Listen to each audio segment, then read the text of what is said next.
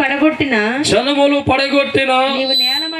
నీవు నేల మట్టు వరకు ఎట్లు నరకబడితివి. చాలు. దేవుడు స్తోత్రం.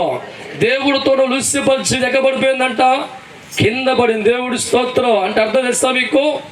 లూసిఫర్ తృప్తి లేని వాడిగా ఉన్నాడు కనుక దేవుడు అధికారం ఇచ్చి పక్కనే కూర్చోబెట్టుకున్న సాటిస్ఫై లైఫ్ లేదు కనుక దేవుడు ఇవ్వని స్థానాన్ని కోరుకొని పరిగెత్తాడు కనుక ఏ అధికారం అయితే గత కాలంలో దేవుడిచ్చాడో, ఏ పరలోకమైతే దేవుడి స్థానం కల్పించాడో, దేవుడు కూర్చున్న పక్కన ఒక అధికారిగా దేవుడు ఉంచాడో, తృప్తి లేని వాడిగా మారి ఇవ్వని దానికోసం పరిగెత్తినప్పుడు పరలోక రాజ్యాన్ని కోల్పోయాడు, దేవుడి సింహాసనం కోల్పోయాడు, చివరికి పాతాళమైన గ్రంథంలో పడ్డాడు. దేవుడి స్తోత్రం. నీ జీవితం అంతే. ఎవరికైతే జీవితృప్తి ఉండదో వాడు ఎంత ఎత్తు ఉన్నా కదా పడిపోతాడు. ఎవరి జీవితాల్లో సంతోషం ఉండదో, ఎవరి జీవితాల్లో దేవుడి తృప్తిపట్టి ఆనందపడ్డో వాడు ఎంత శిఖరాల మీద ఉన్నా, ఎంత అధికారిగా ఉన్నా ఒక దినాన వాడి జీవితం నేల మీద పడి స్థాయి మారిపోతుంది. కారణం తృప్తి లేని వాడి జీవితాలు పతనంగా మార్చబడతాయి. తృప్తి లేని వారి జీవితాలు నేల ఖర్చుకుంటారు. తృప్తి లేని వారి జీవితాలు దేవుడిచ్చిన చేతులారా పోగొట్టుకుంటారు.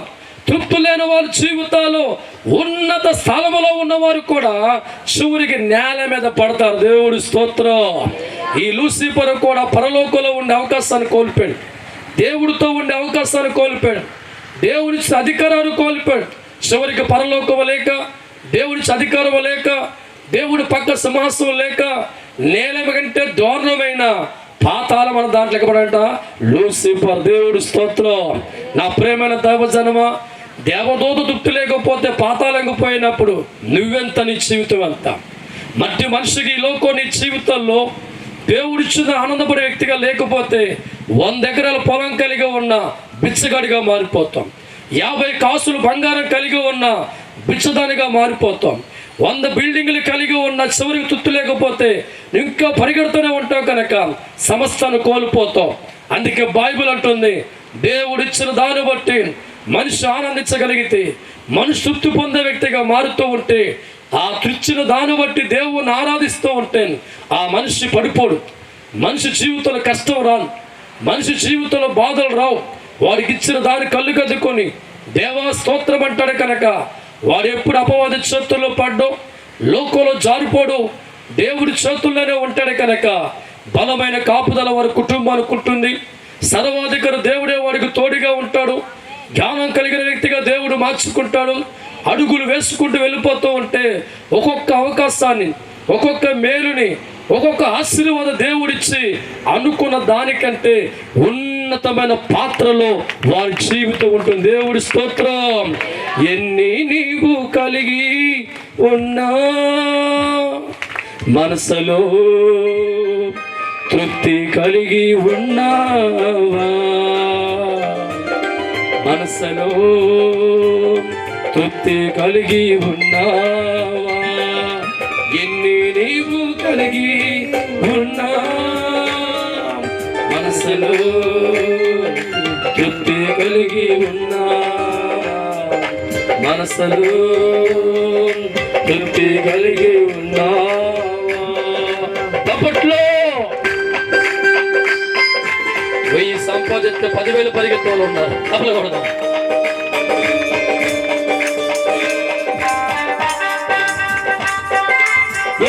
హుషారు తప్పలు కొడదాం.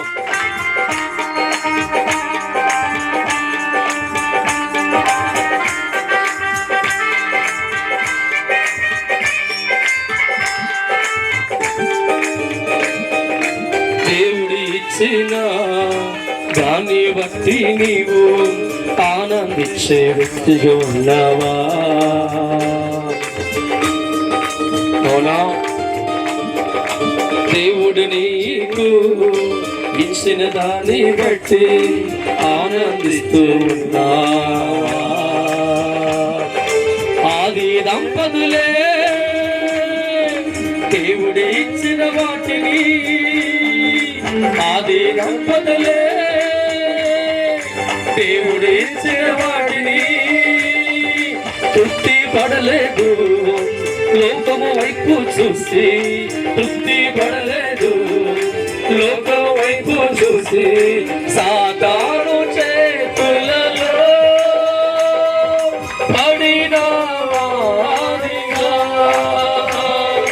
కష్టాలే వచ్చాయి, బాధలే వచ్చాయి, దేవుడినే దూరం చేశాయి. దేవుడి మాటనే కరువైలాగా చేసిందో యమ్మా, దేవుడి మాటనే కరువైలాగా చేసిందో యమ్మా. ఈరోజు నీవు కూడా చుట్టూ లేకుండా దేవుడికి అన్నం పెడుతూ ఉంటే అన్నమ కంటే ఏదో ఎక్కువ పరిగెడుతున్నావేమో. దేవునికి ఇచ్చిన తాటే గిల్లైతే ఇంకా పరిగెడుతున్నావేమో. అపవాది చేతులు పడుకు జాగ్రత్త. అప్పలగూడలో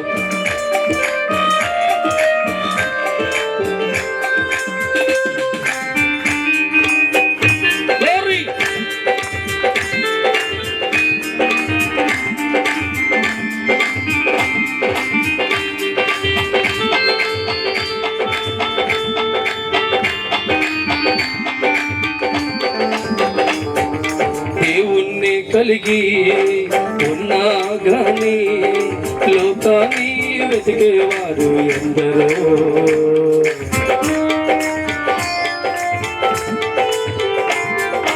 దేవుణ్ణి కలిగి ఉన్నా గాని లోకమును వెతికేవారు ఎందరో.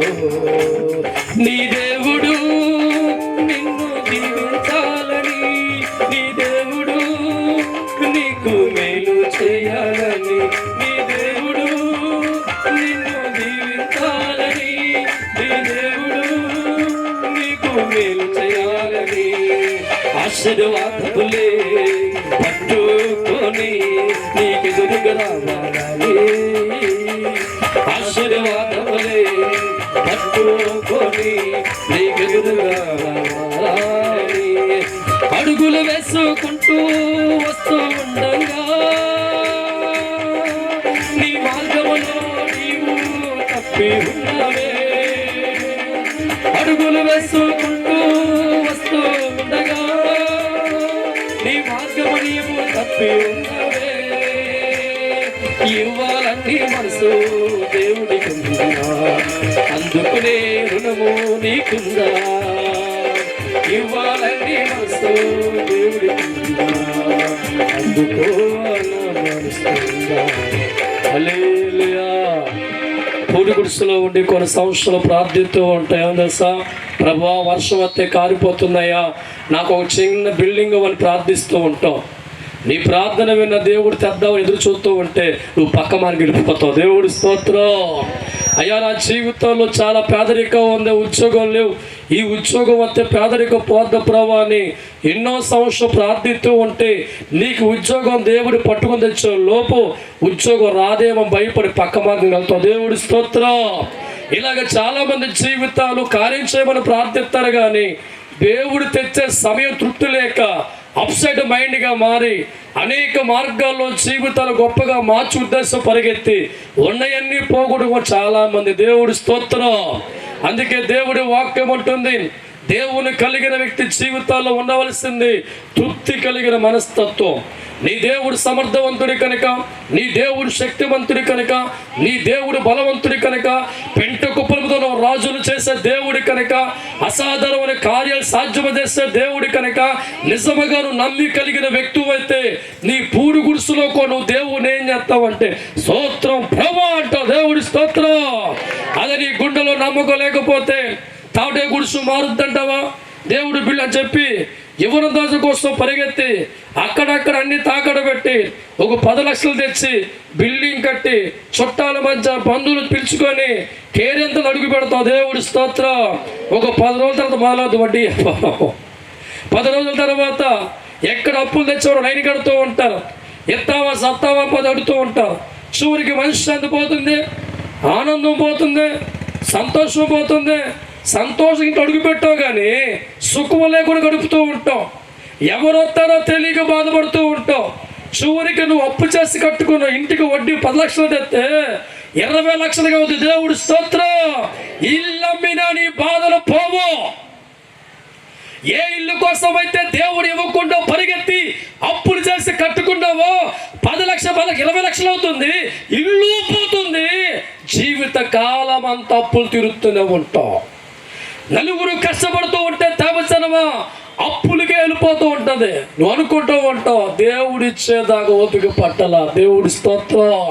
అదే దేవుడు వాక్యాన్ని బట్టి దేవునికి ఇచ్చి తృప్తిపడే వ్యక్తిగా ఉండి దేవునికి ఏది ఇచ్చాడో అందులో ఆనందించే వ్యక్తిగా మారిపోతూ ఉంటే ఒక సమయం వస్తుంది, ఒక సందర్భం వస్తుంది, ఒక కాలం వస్తుంది.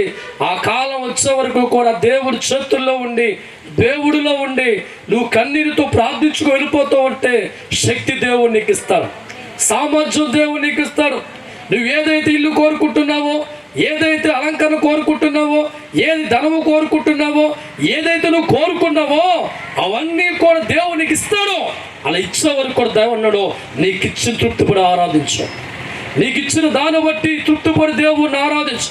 నీకు ఇవ్వని దానికోసం పరిగెత్తి అప్పుల్లో కాక, బాధల్లో కాక, కష్టాల్లో పడక క్రైస్తవుడికి జ్ఞానం కలిగిన వ్యక్తిగా ఉండి దేవునికి ఇచ్చిన దాన్ని బట్టి ఆనందించి కన్నీరుతో ప్రార్థించి వెళ్ళిపోతూ ఉంటే నువ్వు కట్టలేని బిల్డింగు ఈ దేవుడు కడతాడు. దేవుడు స్తోత్రం. నీ మనసులో ఏ కోరిక అయితే ఉంటుందో, దేనికోసం నువ్వు ఆశపడుతూ ఉంటావో, ఏది అడుగుతూ ఉంటావో దైవజనమా నీకు ఇచ్చి తృప్తిపడుతూ దేవుణ్ణి ఆరాధిస్తూ వెళ్ళిపోతావు కనుక సమయం రాగానే, కాలం రాగానే దేవుడి కనికరం వస్తుంది, దేవుడు దయ వస్తుంది, దేవుడి మనసుని వైపు తిరుగుతుంది. నువ్వు అనుకోకుండా బిల్డింగ్ కడతావు, అనుకోకుండా అన్ని సంపాదించుకుంటావు, అనుకోకుండా ఆనందంలో ఉంటావు, అనుకోకుండా సమస్త కృపలతో మీరందరూ వర్ధిల్లుతారు. దేవుడి స్తోత్రం. చివరి మాట ముగిస్తున్నాను. కీర్తన గ్రంథం 147 అధ్యాయము 14వ వచనం ధ్యానం చేసుకుందాం. నీ సరిహద్దులలో సమాధానము కలగజేయవాడు ఆయనే. మంచి గోధుమలతో నేను తృప్తిపరచువాడు ఆయనే. భూమికి ఆజ్ఞ ఇచ్చువాడు ఆయనే. ఆయన వాక్యము బహువేగముగా పరిగెత్తను. గొర్రెబొచ్చు వంటి చాలు. దేవుడి స్తోత్రం. ఈరోజు ఏ ఇరుకుల్లో, ఇబ్బందుల్లో, ఆటంకాల్లో ఉన్నావో ప్రభువు వాక్యం అంటుంది నీ సరిహద్దు విశాల పరచువాడు కూడా ఈ లోక మనుషులు అలా. దేవుడి స్తోత్రం. ఎవరంట? ఆయనే. జీవితాన్ని మార్చువాడు ఆయనే. కుటుంబాలు కట్టువాడు ఆయనే. బతుకును మార్చువాడు ఆయనే. పేదవ ధనవంతుడిగా చేయవాడు ఆయనే. పనికి రాను వాడిని రాజుగా మార్చువాడు ఆయనే. అధికారం లేని ఒక సామాన్య వ్యక్తిని దేశ ప్రధాన మార్చేవాడు కూడా ఆయనే. ఆయన చేతుల్లో ఉండాలంటే తృప్తి లేకుండా ఉండలేం. ఆయన చేతుల్లో ఉండాలంటే తృప్తి కలిగిన మనుషులేక ఉండలేం. ఏ కుటుంబ తృప్తి ఉండదో వారు దేవుళ్ళో ఉండలేరు, దేవుడితో ఉండలేక లోకం పరిగెడుతూ ఉంటారు. ఏ వ్యక్తులు తృప్తి ఉంటుందో వాళ్ళకి నమ్మకం ఉంటుంది. ఈ దేవుడి చేతుల్లో ఉంటే, ఈ దేవుడితో ఉంటే, ఈయన మాట వింటే, ఈయనకు లోబడితే మా జీవితాలు మారుతాయి, మా బతుకులు మారుతాయి అనుకున్న వారు దేవుళ్ళు తృప్తి పడుతూ దేవుళ్ళు ఉంటారు కనుక పరిశుద్ధ వాక్యం అంటుంది నీ సరిహద్దును దేవుడు ఏం చేస్తారంట? విశాలం. దేవుడి స్తోత్రం. దేని బట్టి లోకంలో ఏడుస్తున్నావో, దేని బట్టి నువ్వు కన్నీరు కారుస్తున్నావో, దేని బట్టి నువ్వు బాధపడుతున్నావో, దేని బట్టి విచారంలో ఉన్నావో, నా ప్రేమైన దైవజనమా నీ సరిహద్దు విశాలపరిచే దేవుడి చేతుల్లో ఉండు.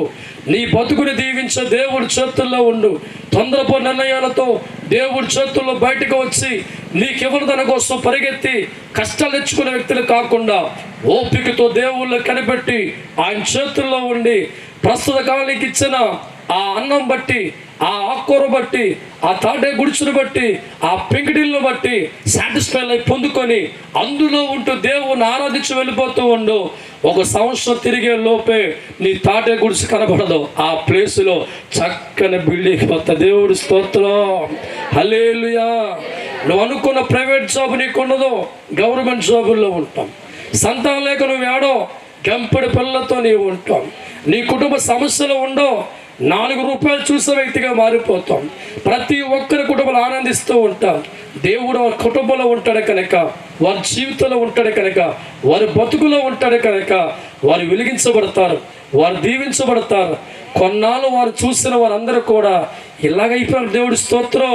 ఎందుకంటే పేదరికం కొట్టివేయబడుతుంది, దరిద్రం కొట్టివేయబడుతుంది, అప్పులు కొట్టివేయబడతాయి, బాధలు కొట్టివేయబడతాయి, తాటే గుడిసి కొట్టివేయబడుతుంది. ఆశీర్వాదం చేత, దీవెన చేత, గంపెడి పిల్లల చేత, గవర్నమెంట్ జాబ్ చేత, అనుకున్న కార్యముల చేత దేవుళ్ళు తృప్తి వెళ్ళిపోతూ ఉంటే అన్ని దేవుడు మీకు ఇస్తాడు, అన్ని ఆశీర్వదిస్తాడు. అట్టి దీవుల్లో మీరందరూ ఉండునుగాక. తల ఉంచుకొని ప్రార్థన చేసుకుందాం. ఈరోజు తృప్తి లేని జీవితాలతో బాధపడుతున్నావేమో, దేవుడిచ్చిన దాన్ని బట్టి ఆనందపడలేక ఎవరి దానికోసం పరిగెత్తి ఈరోజు తెలియకుండా అప్పుల్లోకి వెళ్ళిపోయావా, తెలియకుండా ఆస్తులు పోగొట్టుకున్నావా, తెలియకుండా ఇబ్బందులు ఉండే పరిస్థితులు వెళ్ళిపోయావు. ఈసారి దేవుడి నామాన్ని బట్టి నీ చేతులు పైకెత్తి, ప్రభా నిజమే ప్రభా, నాకివ్వని దానికోసం పరిగెత్తి ఈరోజు నా కుటుంబం అప్పులు తీర్చలేకపోతున్నామయ్యా. ప్రభా నాకివ్వని దానికోసం పరిగెత్తి ఈరోజు నా కుటుంబాన్ని పాడు చేసుకున్నానయ్యా. ప్రభా నాకివ్వని దానికోసం సంపాదించి పరిగెత్తి నా ఉన్న అరెకర పొలం అమ్మేసుకున్నానయ్యా. ఈరోజు చేతులు పైకెత్తి ప్రభుతో మాట్లాడు. ప్రభా తృప్తిపడే మనసు నాకు దయచేయండి తండ్రి. నాకేది ఇస్తావో దేవా, దాన్ని బట్టి నా తృప్తిపడే మనసు నాకు ఇవ్వండి అయ్యా. ఈరోజు చేతుల పైకెత్తి ప్రభుతో మాట్లాడు, దేవుడితో మాట్లాడు. ఈ అభిషేక ప్రార్థనలో ఈరోజు సాతాను మీ కుటుంబం తొలగిపోతుంది. ఎంతకాలం సాతాను చేతుల్లో మిమ్మల్ని నడిపించింది, సాతాను చేతుల్లో ఆలోచన కలిగించింది. ఈరోజు మీరందరూ ప్రభువు చేతుల్లో శ్రమ కాబోతున్నారు, దేవుడి చేతుల్లో బలవంతులుగా మారబోతున్నారు, దేవుడు మనసు మీరు కలిగి ఉండబోతున్నారు, దేవుడు సారంలో మీరు నిలబడే వ్యక్తులుగా మారబోతున్నారు. దేవుడు ఆశీర్వాదాలు నా తండ్రి మీకు ఇవ్వబోతున్నారు. ఇస్తావయ్యా ప్రభువా, చదువు పైకెత్తి ఇస్తావయ్యా ప్రభువా,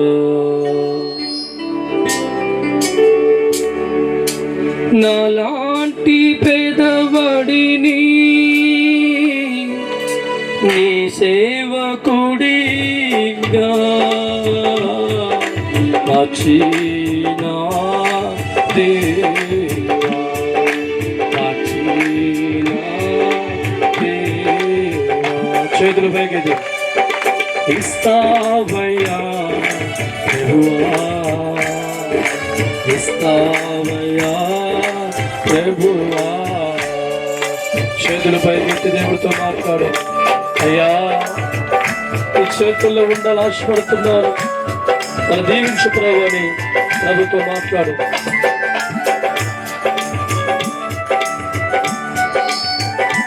దేవుడితో మనం చేసుకో.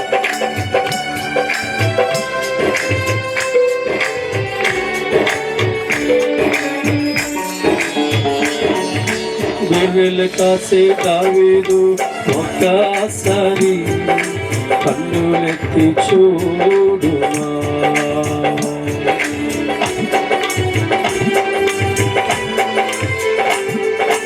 గొర్రెలు కాసే దావీదు ఒక్కసారి కన్నులెత్తి చూడుమా. అడవుల్లో ఎండలో వానలో చీకటిలో, అడవుల్లో ఎండలో వానలో చీకటిలో పనికిరాని వాడిగా,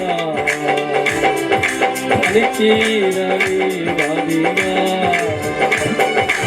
ఉన్నప్పుడు దైవజనగా దేవుడు ఇచ్చిందే సంతోషించాడు. ఉన్నప్పుడు దైవజనమా దేవుడు ఇచ్చింది సంతోషించాడు, దేవుడు ఇచ్చింది సంతోషించాడు, దేవుడు ఇచ్చింది సంతోషించాడు, దేవుడు ఇచ్చింది సంతోషించాడు. చేతులు పైకెత్తి మనసారా నువ్వు కూడా నాకు ఇచ్చిన బట్టి వందనాలు చెప్పగలవా? నీకు ఇచ్చిన గృహాన్ని బట్టి వందనాలు చెప్పగలవా? నీకు ఇచ్చిన ఆహారం బట్టి వందనాలు చెప్పగలవా?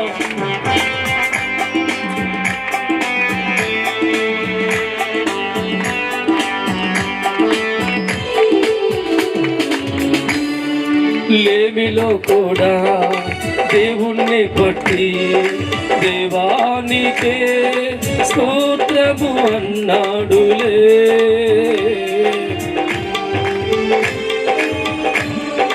లేమిలో కూడా దేవుణ్ణి బట్టి దేవానికే స్తోత్రము అన్నాడులే. కాలము గడిచే కొలది, సమయం గడిచే కొలది, కాలము గడిచే కొలది, సమయం గడిచే కొలది దేవుడి కన్నుల్లో చూసాయి, దావీదునే రాజును చేశాయి. దేవుడి కన్నులు చూసాయి, దావీదునే రాజుగా చేశాయి. పరిశుద్ధుడా, ప్రేమ కలిగిన తండ్రి, సమయం ఎంతమంది అయితే నీ మాటలు విని హృదయంలో భద్రపరచుకొని తెలుసో తెలియక నువ్వు వివరణ కోసం పరిగెత్తి కష్టాల్లో ఉన్నాని చెప్పి తిరిగి ఈరోజు నీ వైపు తిరిగిన ఆయన మన జీవితాలు ఆస్వాదించి మన చేతులు పైకెత్తారో ప్రతి ఒక్క జీవితాలు కార్యాలు తృప్తిపరచండి తండ్రి. మేలుతో తృప్తిపరచండి అయ్యా. చక్కని సంతానం తృప్తిపరచండి అయ్యా. వారు కొన్ని అప్పుల్లో విడిపించి తృప్తిపరచండి అయ్యా. చక్కని వివాహాలు తృప్తిపరచండి ప్రభువా.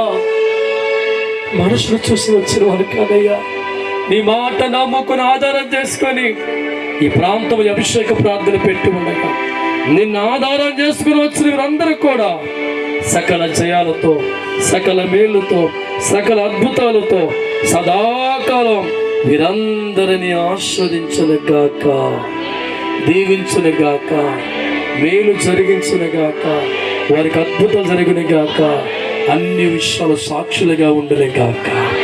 నమ్మిన వారందరూ తప్పులు కూర్చుని దేవుడికి మహిమ కలుగునుగాక. సమర్పణ పాటతో ముందుకెళ్ళ